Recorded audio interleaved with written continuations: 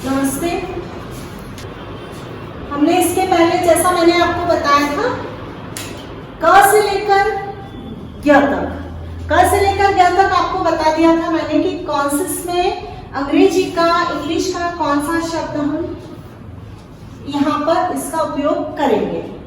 अब मैं आपको मात्राओं के माध्यम से मैं समझा रही हूँ। तो यहाँ पर सब मात्राएं हैं आ की, ई की, बड़ी की, छोटा ऊ, बड़ा ऊ, ए, ऐ, फिर ओ, औ, आहा। तो यहाँ सिर्फ मैं क वर्ण लेकर के आपको पूरी मात्राओं का मैं बता रही हूँ कि किसमें कौन सी मात्रा में कौन सा स्वर यहाँ पर हम कौन सा वॉवेल से हम लगाएंगे, कौन सा वॉवेल से हम लगाएंगे। तो यहाँ पर आ के लिए हम ए का उपयोग करेंगे, ए लगाया है जैसे क, ये हो गया का। छोटे की मात्रा के लिए हम आई लगाएंगे। आप बताइएगा उन्हें कि छोटी, जैसे मैंने आपको इसके पहले हिंदी में आपको मैंने बताया था, हिंदी की मात्राओं का हमने बताया, आपको जानकारी दी है। इसको मैं एक बार बताती हूँ कि कैसे स्वर ऊपर नीचे होता है। स्वर के माध्यम से आप मात्राओं का ज्ञान देंगे। बहुत से बच्चे हैं कि सुन करके वो ये दो मात्राएं हैं, ये जो दो मात्राएं मैं आपको बता रही हूँ, इसमें बच्चे बहुत कंफ्यूज होते हैं कि कैसे मात्रा लगेगी। तो आप स्वर को देखें कि स्वर के माध्यम से कैसे मात्रा लगेगी। तो यहाँ है का, की। अब यहाँ पर की। तो ये आप बताएं कि यहाँ पर आपको ज्यादा समय लग रहा है की स्वर आपका ऊपर जा रहा है। फिर है कु, यहाँ आपका कम समय लग रहा है, यहाँ आपका ज्यादा समय लग रहा है और ये स्वर ऊपर जा रहा है। फिर है के, कई, को, कऊ, कम, कहा। अब ये यहाँ कम, ये नाक से निकलने वाला स्वर है।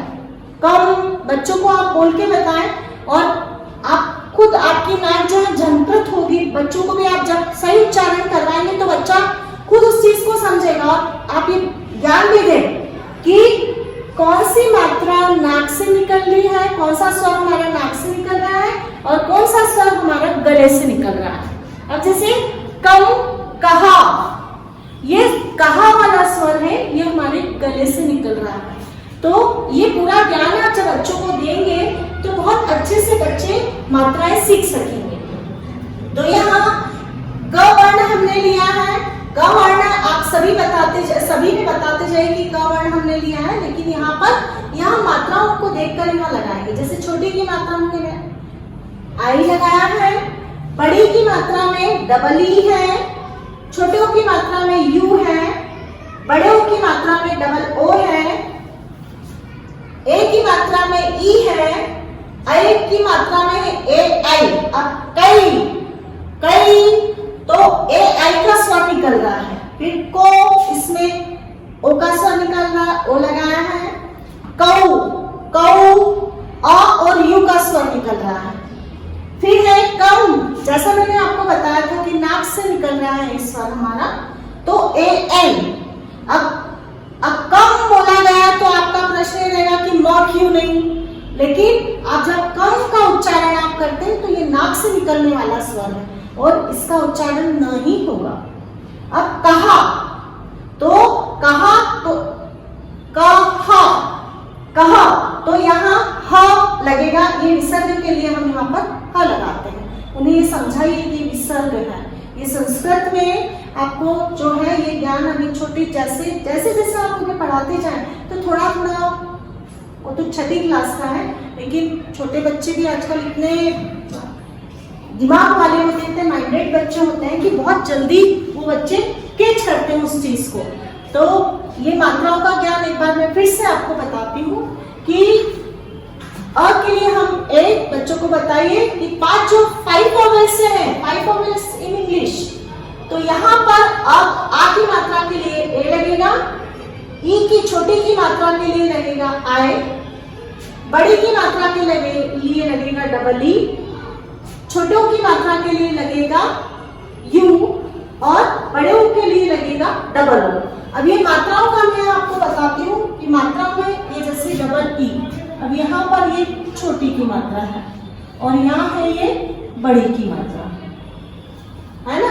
इसके बाद पुनः मैं एक बार आपको इसका उच्चारण करके बताती हूँ हिंदी में। तो देखिए, अंग्रेजी तो जैसा मैंने अपना हिंदी दिवस पर एक वीडियो मैंने बनाया था और कहा था कि उधार की चीज तो कभी ना कभी हमें उसे चुकानी होती है, और जितना है कि हमारे पास जो हमारी चीज होती है तो एक सुखद अनुभूति प्रदान करता है वो, और किराए की चीज तो आप समझिए कि मतलब ना तो उतना सीखने में या उतना उसे रखने में मजा आता है, क्योंकि एक ना एक दिन लौटानी है। अब आजकल बोलचाल की भाषा आप देखते हैं युवा वर्ग में या छोटे बच्चों में, हम कहीं पर भी अगर किसी के यहाँ जाते भी हैं तो वहाँ के लोग बड़ा फख्र महसूस करते हैं, आपको पोएम आती जरा सुनाओ, आंटी को सुनाओ या अंकल को सुनाइए, तो बड़ा हम गर्व महसूस करते हैं। हमारी मातृभाषा के प्रति इतनी उदासीनता क्यों है हम लोगों में, जबकि हमारी मातृभाषा तो एक ओजस्वी भाषा है। तो जब अपनी ओजस्विता को आप साथ में लेके चलते हैं तो हम कई गुना उन्नति करते हैं। और हमारी मातृभाषा तो इतनी विनम्र है और इतनी हृदयस्पर्शी भाषा है। एक बार अपने बच्चों को आप पढ़ा करके देखिए, आप स्वयं पढ़ करके देखिए और आप स्वयं आत्मसात करिए और बच्चों को भी उसे आत्मसात करना बताइए कि कितनी ओजस्विता हमारी हिंदी भाषा लिए हुए है। आजकल जैसे हम देखते हैं कि जनरली कहीं पर भी हम जाते हैं तो इंग्लिश का हम उपयोग करते हैं, अंग्रेजी भाषा बोलचाल में हम बड़ा फख्र महसूस करते हैं, लेकिन हमारा कर्तव्य नहीं बनता क्या? हम भारतीय हैं तो हमारी हिंदी का भी गौरव बना रहे, हमारी मातृभाषा का गौरव बना रहे और उसकी वर्चस्वता जो है सारे विश्व में रहे। आप बेशक बच्चों को अंग्रेजी माध्यम में पढ़ाइए, लेकिन साथ साथ अपने हिंदी की भी ओजस्विता को आप बताना है, अपनी मातृभाषा से भी उसे जोड़ना है। तो यहाँ मैंने आपको ये चीज बताई है मात्राओं के माध्यम से, पाराखड़ी के माध्यम से। आपको ये वीडियो कैसा लगा, इसे आप सब्सक्राइब करेंगे तो हमें लगेगा कि नहीं, वास्तव में बहुत लोग हमारे वीडियो को पसंद कर रहे हैं। और आप अपने सुझाव भी दीजिए। बस इसी के साथ मैं अपनी वाणी को विराम देती हूँ और इससे अधिक आप क्या चाहते हैं हमें जरूर बताइएगा। धन्यवाद। अब ये गृह कार्य मैंने बच्चों को दिया है, आप बच्चों से करवाइएगा। ख से लेकर ग तक मैंने क से लेकर कहाँ तक आपको ये बताया है कि कैसे मात्राएं, कौन सी मात्राएं कहाँ पर लगती, कौन सा स्वर कहाँ लगता है, कौन सा वोवेल्स कहाँ लगता है। तो क से लेकर ग तक तो आप बच्चों को शब्द बताइए कि कौन सा अंग्रेजी का शब्द हम यहाँ जोड़ेंगे। क से ग के लिए हमने क्या जोड़ा है, उसके बाद आप इन मात्राओं को ही आप अच्छे से करवा दें। क्योंकि क्या है, जब आप बच्चों को कहेंगे कि बाराखड़ी पूरा ग से लेकर ग तक लिखना है तो उन्हें बहुत बड़ा वो ऐसा लगेगा कि बहुत सारा वर्क हमें करना है। लेकिन जब ये चीज उन्हें याद हो जाएगी, आप खुद पूछिए उनसे, छोटी के लिए क्या लगेगा, बच्चा आसानी से जब बोले कि आई लगेगा, बड़ी के लिए डबल ई लगेगा, तो बच्चा इस चीज को बहुत आसानी से जब आप उसे समझाएंगे, बच्चा समझ जाएगा, तो उसे ये जो गृह कार्य है इतना कठिन नहीं लगेगा। तो ये तरीका भी मैंने, याद करने का तरीका भी आपको बता दिया गया है, तो आप बच्चे को इससे इस तरीके से आप करवाइए।